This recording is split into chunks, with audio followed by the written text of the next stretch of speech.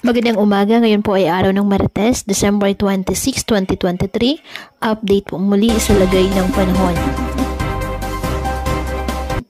Ayon sa Pag-asa, Northeast Monsoon ang nakakaapekto sa Luzon, habang easterlies nakakaapekto sa eastern section ng Visayas at Mindanao. Wala namang bagyo o low pressure area na minomonitor sa loob ng PAR na maaaring makaapekto sa ating bansa.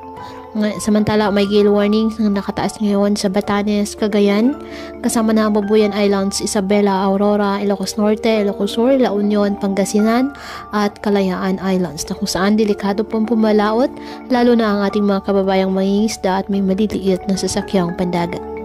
Ngayong araw ang Caraga, Davao Region, Northern Mindanao, Eastern Samar, Bohol at Southern Leyte asahan na maulap na kalangitan na may kalat-kalat na pag-ulan at thunderstorms dahil po yan sa easterlies. At ang Cagayan Valley, Apayao, Kalinga at Aurora asahan din na maulap na kalangitan na may mga pag-ulan dahil po sa amihan.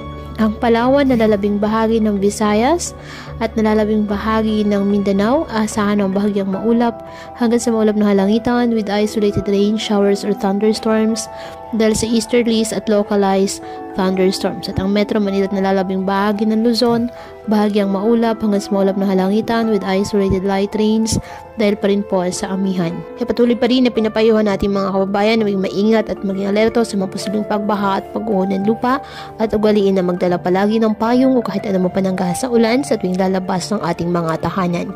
At yan po muna ang update sa lagay ng panahon ngayong araw. Muli, patuloy po tayo na mag-ingat at palaging tandaan, God loves you. Stay safe and God bless.